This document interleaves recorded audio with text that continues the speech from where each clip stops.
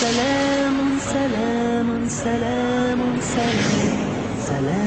سلام سلام Peaceful, peaceful, peaceful, peace. Bismillah, alhamdulillah, assalamu alaikum, which means peace be unto you. Welcome to another episode of The Deen Show. You want to know about Islam? You've come to the right place. You want to know about Muslims? You've come to the source. Our next guest is the author of some very unique books. We're going to be talking to him. We're going to be talking about how he came to Islam. Sit tight, you don't want to go nowhere with our next guest coming up, Dr. Brown. We'll be right back on The Deen Show. Salam, salam, salam, salam, salam, salam, salam, salam, salam. Peaceful, peaceful, peaceful, peace. Peaceful, peaceful, peaceful, peace. Assalamu alaikum. Wa alaikum assalam wa rahmatullahi wa barakatuh. Dr. Brown, thank you for being with us on The Deen Show. It's a treat. My pleasure. Dr. Brown or Officer Brown? No, Dr. Brown. Okay. Yeah. So the people, our audience, just got to read a little bit about you. Why don't you just briefly tell us, they got to see that you had graduated, you're a doctor, you were an officer, a retired major in the Air Force, is this correct? Tell us a little bit about this. Well, I don't know if you really can say retired, because that, in most people's minds, means that they spent 20 years in the military. Yeah. I was 16 years, 8 years in active reserves and 8 years active duty. But the bottom line is that I'm an ophthalmologist. I'm a specialist in cataract and refractive surgery. I'm the medical director of a major eye center. During the last 10 years, I've authored a number of books about Islam. I first became Muslim about 14 years ago, and in the first few years, it was just accelerated learning. I got to a point where I realized that there was basically an absence of literature with regard to certain subjects, and I felt that void needed to be filled, and that's what started me on writing. So over the last 10 years, I wrote a series of 5 books. Many readers might know the first one. It's called The First and Final Commandment. However, I have now rewritten that into 2 books. One is called Misguided, and the other is called Guided. Those are basically volumes 1 and volumes 2 of The First and Final Commandment. The latest book, the one I'm most excited about, is The Eighth Scroll. And the reason that I'm excited, and I feel others should be as well, is that that's actually an action-adventure. It's a novel. And it's a very exciting, very fast-paced book. And it's a book that people will read because they enjoy it. But at the same time, they'll take home a deeper message.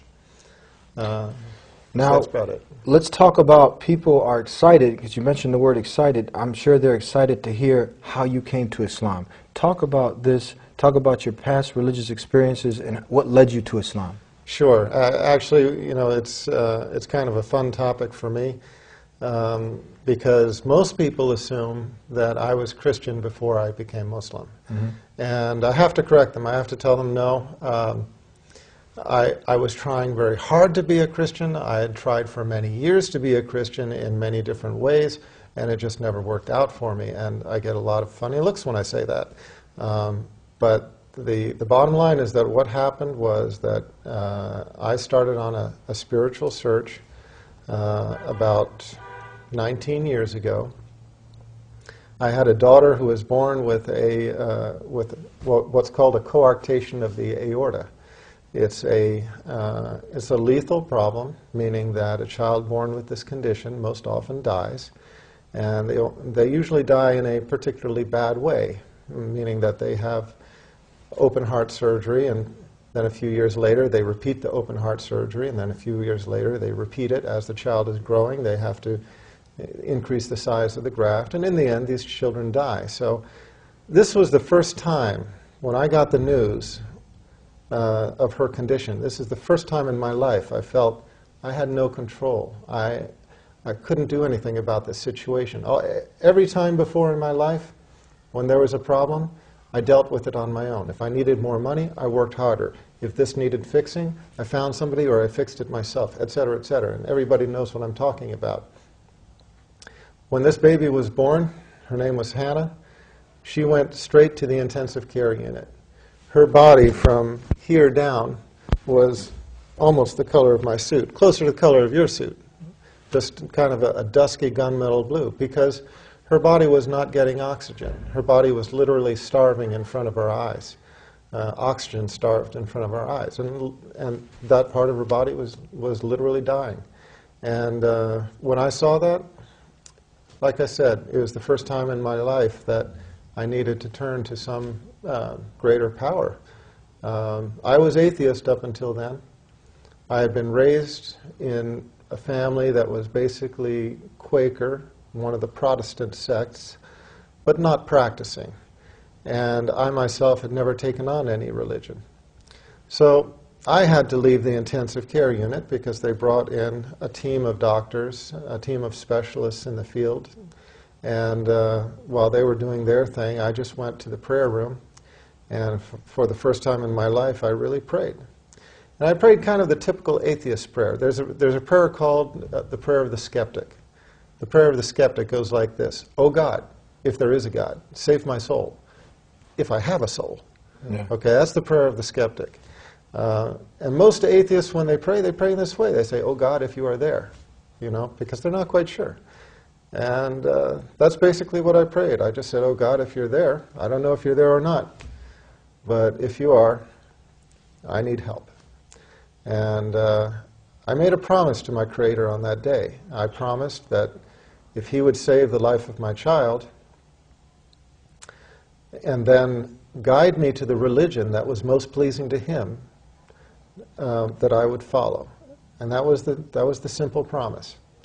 And I was only away for maybe about 15 minutes, 15 or 20 minutes. But when I went back into the intensive care unit, my daughter was on the other side of the intensive care unit. And when I entered the door and looked across the room, the doctors raised their faces from my daughter. And I could see right away something had changed. Their faces were mystified, as if they didn't really understand what was going on, maybe a little bit shocked.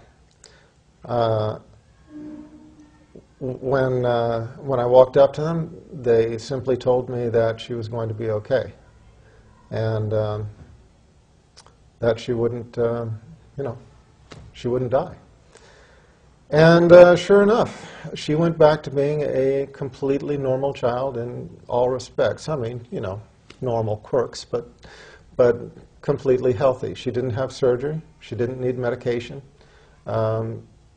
Just her condition completely reversed. And here's the thing. We had an ultrasound film of her heart beforehand, and we had an ultrasound film of her heart after. And before, she had the problem I told you about. After, it was completely gone, stone cold normal. And the doctors, I remember the doctors sort of went through an explanation, trying to make sense of it to me, trying to make sense of it to themselves. And I feel that they bought that explanation, but I remember standing there looking at them just thinking, you know, I know that explanation works for you, but it just doesn't work for me. I prayed this prayer.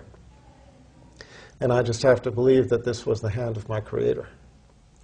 So I knew He had made good on His promise, and I had to make good on mine. So that started me on a religious search.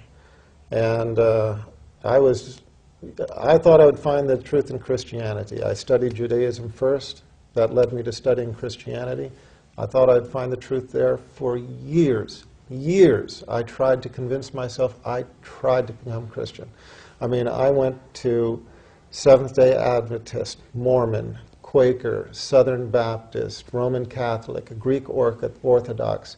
I don't know exactly how many different sects, how many different churches I went to trying to find the truth of Christianity. And I always kept coming up against the same thing. I always kept liking some part of it, but having trouble with others. And when it came down to the tenets of faith, I would talk to the priests, And I would say, well, how about this? And they couldn't explain it. And how about that? And they couldn't explain that. And, well, what about this? And they'd kind of shrug their shoulders, and I'd just say, well, you know, thanks anyway, and move on to the next congregation. It wasn't until I found Islam that all of my questions were answered. And it wasn't until I found Islam that peace entered my heart, and I realized that this was where all of the pieces of the puzzle came together. What